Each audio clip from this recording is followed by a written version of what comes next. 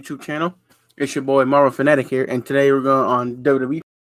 What we're talking about, the Raw after, well, not after WrestleMania, but we're going to talk about the Raw that happened last night. There was really no high points of the show. It was just Raw being Raw. There really wasn't nothing good about it. So Matt Riddle and Randy Orton form a tag team. I don't know how I feel about that. Only because Orton had the idea of the tag team after Riddle beat Orton last week on Raw in a surprising victory. Nonetheless, congratulations to Matt Riddle for beating Randy Orton in the match. Orton has the idea of RK Bro as a tag team, and I don't know if that tag team is going to work out. If it's going to be promising and good, because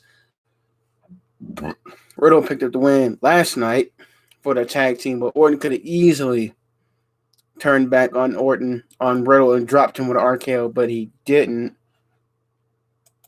And I don't know what Orton was thinking of forming that tag team, but there's really no points of the show. Braun Strowman getting involved in the WWE Championship picture. I don't think that it's well needed, but he felt like he wasn't pinned last week. Randy Orton was pinned, not Braun. So Braun felt like he didn't lose, but I feel like he should be in the match against Bobby Lashley for the WWE Championship. But I feel like it should be like him and Braun one-on-one. Not with Drew added, because Drew just had a title opportunity at WrestleMania and lost. I don't know why WWE give him another title opportunity if you're not going to have him take the title off Bobby. But now Bobby is fearing that his championship reign is in jeopardy because he feels like he didn't have to be pinned to lose the championship, which is understandable. Bobby Lashley doesn't have to be pinned to lose the WWE Championship. Why put him in a situation like that where he doesn't have to be pinned to lose that title? At least give him a proper championship reign. If you're going to do that, at least have Bobby champion all the way up until SummerSlam. Then have him in that dream match that everybody's been wanting to see that hopefully Vince will give us, which is him versus Bobby Lashley for the WWE Championship, and have Bobby beat Brock Lesnar in set match at SummerSlam. Then we get obviously we're gonna get Roman versus Edge for that match for the Universal Championship, because I don't see Danny Bryan winning the title this Friday on SmackDown. But we're gonna switch gears to the women's championship. Rhea Ripley. Charlotte came back after 2-3 day suspension. After a week suspension, she apologized to the referee. Referee apologized. She paid her fine. Adam Pearce was like, "Okay, you can't go behind my back." Sonya Deville and just reinstate her, make decisions without me. Then she made a match between Mandy Rose and Charlotte. Charlotte won with the natural selection, but referee, didn't get involved in a situation where Charlotte was going to lose. But I don't know if they're building up Rhea versus Charlotte at Backlash WrestleMania, or is Asuka going to get her rematch because she lost title at WrestleMania and can revoke her rematch clause. I don't know if that be the case. But, yeah, I'm not digging that too much. At least have Rhea in a story build up with somebody new, maybe like Natalya, Lana get a title opportunity, Naomi, Shayna Baszler. I'll even give Nia a title opportunity or something like that. Or even have Becky come back, challenge Rhea Ripley for the title, making a dream match that fans want to see, but probably won't get to see. Make it a dream match, do something with Rhea that's gonna make a dream match. Asuka getting a rematch, I'm all down for it. I think she deserves a rematch. Don't think Charlotte deserves another opportunity to title just because she's at 10, 11, 12 championship reigns. There's no need to put the title on Charlotte. Just like there was no need for Charlotte to be out the championship. They wanted to. Charlotte made a valid point. I've beaten the Raw Women's Champion, Sasha Banks. I've beaten the SmackDown Women's Champion, Becky. I really don't need to face either one of them in a title opportunity for the title because I've beaten both of them. But she felt like she could go back to NXT and win the NXT championship. But let's not take the fact that Rhea came on the Raw as NXT Women's Champion and challenged Charlotte. And said, "Look, I want you to pick me as your WrestleMania main event, as your champion of choice for WrestleMania, because I want to see if I can beat the Queen." But that didn't go too well. I don't know how I feel about the Raw Tag Team Championships because they're not being they haven't made an appearance on Raw since winning them at WrestleMania. I don't know if Styles and Almas will show up to announce open challenge, or they're going to get an opportunity to make them titles. Is the former Hurt Business member Shelton and Alexander going to get title opportunity? Or are we going to see the return of the Viking Raiders get a WWE Tag Team title opportunity? Like, what's the deal with the tag team titles? Humberto Carrillo, he came out and attacked Sheamus tonight, as Sheamus announced his United States Open Challenge, but didn't put the title on the line. He said, if anyone wants to come take a shot at me, wants to, see if they can take me out, by all means, go ahead. Humberto Carrillo showed up, took out Sheamus. Sheamus was E-rated. He was pissed that he was showed up by Humberto Carrillo after Sheamus beat him up last week on Raw. But Raw really didn't have no good high points of the show. There was really nothing good about it. It was just Raw was being Raw, as it normally does. But I don't like the concept of this AEW Impact crossover. Crossover, not combo, but crossover. How do I call it? Like mix of two shows, because for the past few weeks it's all been AEW showing up to Impact, beating the hell out of their Impact superstars. They show up to Impact. They're like, okay, we're gonna win the tag team titles, or we're gonna win the AEW World Championship. We're gonna become champions. Just never gonna make a statement. We're gonna make a name. They're basically making a name. They're making a name for themselves at TNA Impact's.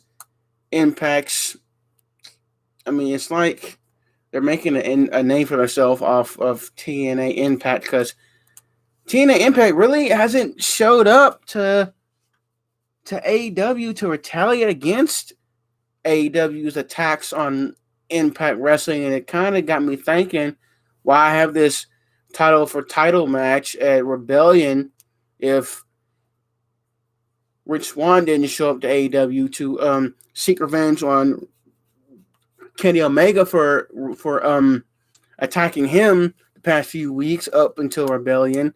Like, I don't really get the whole gist of this mix between AEW and TNA Impact duo, combo, mashup, whatever you want to call it, crossover, if it's not benefiting Impact Wrestling, because like I said, I highly doubt anybody still watches Impact nowadays, much less AEW now that the Wednesday Night Wars are over with, and TNA can go to Thursday nights now. NXT can go to Tuesday nights with AEW on Wednesday nights. But I don't think it's gonna go down like that. But switching gears, we're gonna shift over to SmackDown. We have two huge title matches set for SmackDown. I just want to come back to Raw for a second. Raw's main event was a rematch between T-Bar Mace, Braun Strowman, and Drew McIntyre. Obviously, it didn't happen because it turned into a one-on-one match where Braun won. He got to be in the WWE Championship opportunity at Backlash. But SmackDown's main event is actually a pretty good one. Roman versus Daniel Bryan for the Universal Championship.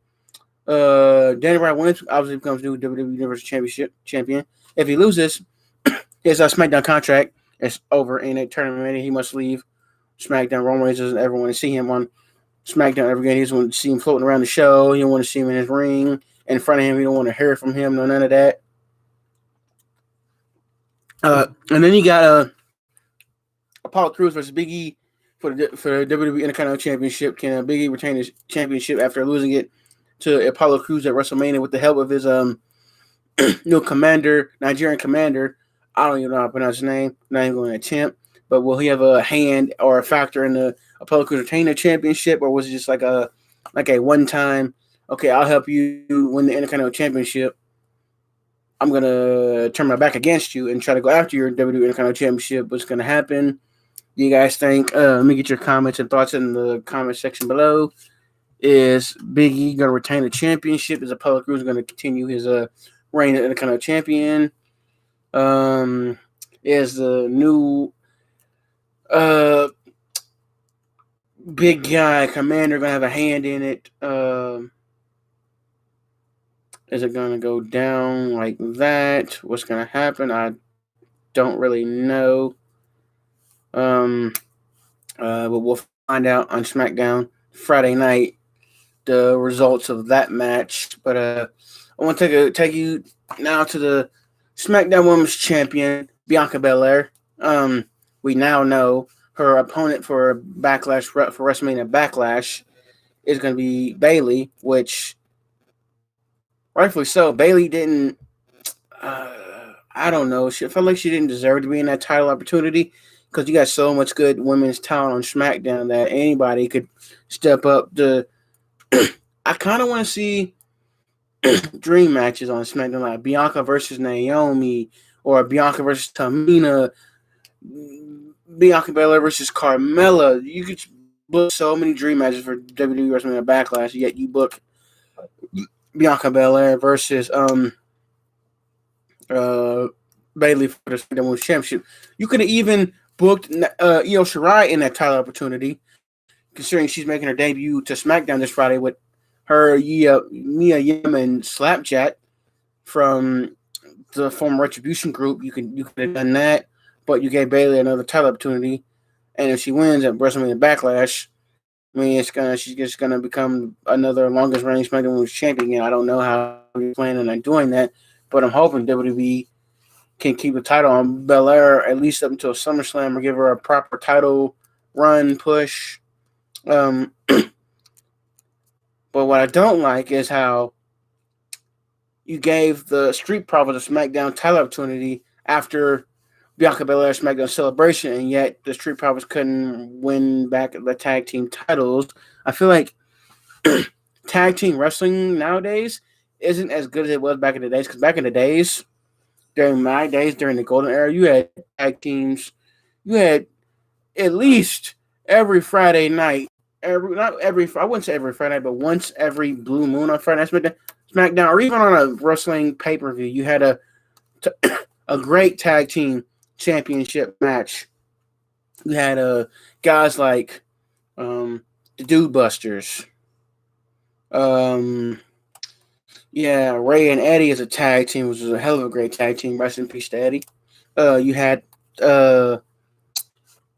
fucking the world's greatest tag team. You had Matt Hart MVP. You had all these great tag teams on like Raw and SmackDown, and I wouldn't necessarily say Raw, but you could say Raw. They had a few good tag teams like Edge and Christian, Matt and Jeff, the Dudley Boys, but you had pretty good tag teams on both shows with SmackDown. To me, you had the better tag team division because you can create so many tag teams on SmackDown and it would work. It would click. They can become great tag team champions. You had Ray Batista, former tag team champions. You had Robert and Booker T. They were once former tag team champions. You had good tag teams on on SmackDown compared to Raw, who had okay tag teams. But nowadays, I kind of feel like this tag team division now, it's just Vince putting together a bunch of jobbers, or he's just taking a bunch of jobbers and putting them in the tag teams to try and form a tag team division, but also give them something productive to do so they're not just sitting in the back collecting a paycheck. Because obviously Vince isn't going to do that, but I want to talk about the return of Aleister Black. I'm excited. Black fella made his long-awaited return to SmackDown with this new gimmick that's called the Ways of the Dragon. I don't know how it's going to play out, how it's going to pan out. If it's going to be good, bad, this and all that. It's going to lead him to the WWE Intercontinental Championship. It's going to lead him to Intercontinental Championship. I mean, what's going to go down? Is it going to be like this and like that? Is he going to regain the title? Or is it, well, not regain the title, is he actually going to win a championship in WWE? Because the only championship he's won in WWE was an NXT championship. He's never held tag team gold. He's never held like singles gold, except for the NXT championship in NXT. But on the main roster, he's never held any gold. He's never been in any like main event feuds. He's always been like a jobber and mid card feuds with like Cesaro or Elias or Ricochet or some kind of normal mid card feud where you watch it, you put on a great match, he goes home. That's about it. He gets a paycheck. That's about it. Because they ask me, it seems to be like I don't think they're gonna do anything with him and his new push. It just I don't know, WWE. I think they need to figure out what they're gonna do with Aleister Black before they actually bring him back and put him into like more matches. Because if you can't do nothing with him, there's no point in using. But let's talk about the main event of SmackDown Friday night. You got Ed. You got my bad. I almost said Edge. You got Daniel Bryan versus Roman Reigns for the WWE Universal Championship. A match that Cesaro told Daniel Bryan to take and accept, and Daniel Bryan accepted it on the conditions set by Universal Champion head of the table, Tribal Chief Roman Reigns, that if now when you lose the Universal Championship or lose the match, he's like, I don't ever want to see you around here ever again. Matter of fact, I don't even want to see you on my show. I don't even want to see you on my face. I don't even want to see you floating around on SmackDown. When I finish you this Friday down on SmackDown, you're done. I don't want to see you. It could mean that his contract's ended up. He wants to work for WWE, but everyone wants to work for WWE and other wrestling companies. If Vince will let him do that, I don't think Vince will let him work with WWE and work for another company because it's just not how Vince operates. But I don't know. Daniel Bryan could retire. He could go to AEW, TNA Impact. Could go down to NXT for a little run here and there. He could go to New Japan Pro Wrestling. I mean, he wants to work at a Lucha Libre Underground Wrestling company in Mexico. There's plenty of opportunities to where he could go, but I don't know exactly where he's going to go. But we'll see Friday night how it plays out, and if he actually wins the World Championship, or if he loses and he ends up losing his SmackDown contract and he goes to a different company. Is he going to resign? Is he going to go to Raw, NXT, AEW? I mean, the possibilities are limitless with him. And as far as WrestleMania Backlash goes, it's set to happen in 3 weeks. I don't know the exact date. I don't think WWE knows the exact date. But when the date comes out, I will be sure to do a podcast and let everybody know. I will let everybody know the availability. I will let everybody know the date of the pay-per-view. Or you can just watch it on the Peacock Network, keep update with that. But like I said, I feel like WWE right now is at a stage in their career where they're kind of trying to go back into the live fans situation, because I just found that WWE during the would like to what they would like to do is during half of the 2021 year, like during the mid June through mid July, from June all the way up until probably 2022, they would like to go back to live touring. They don't want to go back to having like a stable stadium like they did with the Thunderdome. They want to they basically want to start doing live touring again, where they go from like city to city, state to state, arena to arena, do shows, house shows, this and all that. But they're gonna wait it out and see how things go, see if they get the okay to do that. But like I said, I don't know, but I know that's what Stephanie and Vince and Triple H want, is live touring. again because it was fun, exciting. You get to go see your favorite superstars. You get to buy awesome gear, bring your signs. See wrestling matches. Have a decently good time. But of course, with the pandemic going around, they had to stop.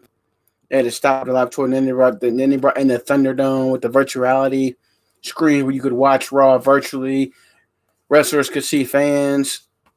And then wrestle, do what they do. Then you had all this and all that going on. But if we can get back into live touring, that'd be something I would love to do.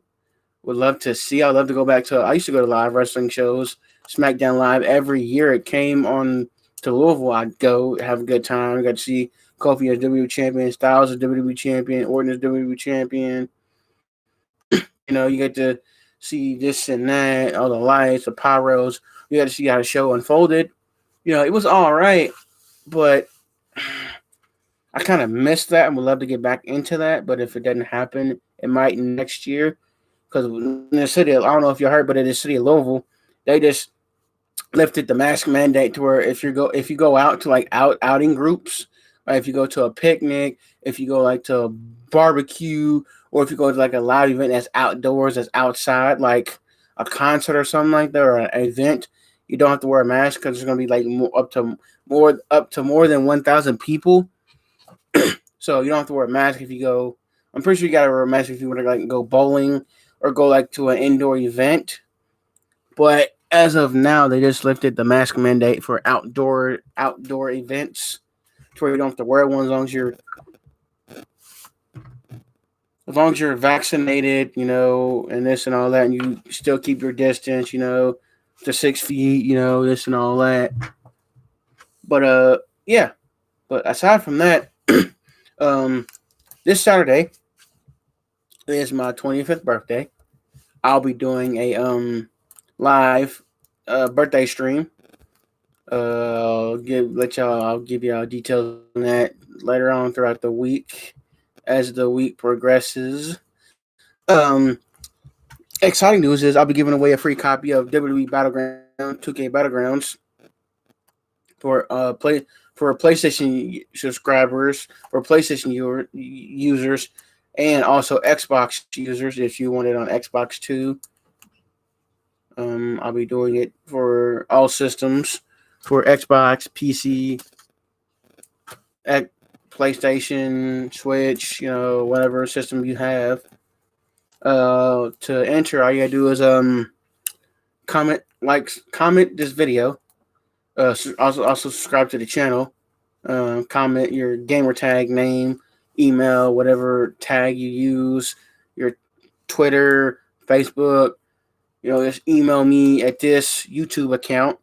I'll also be putting my email in the description below in the comment section, so you can hit me up on email to get in on the giveaway. But I'll be doing it Saturday, 6 or 7 p.m. Central Time, so around 7 o'clock, 8 o'clock, 6 o'clock, 7 o'clock Central Time standard. But yeah, so come join the live. Also enjoy the great podcast I'll be doing. Also get in on that giveaway. I'll be giving away, like I said, a free copy of WWE 2K Battlegrounds for any system. Just make sure you hit me up with the email. Follow, just like the channel, follow the channel, subscribe to the channel, comment, hit that notification button so you get notified of when I post videos online, all the good stuff like that. That's really all there is to say. I'm gonna end the podcast here on a good note here. Hope everyone has a blessed and safe night, and I will see y'all Saturday for my special birthday stream. I'll be turning 25. But everyone have a good and blessed night. I will see y'all later.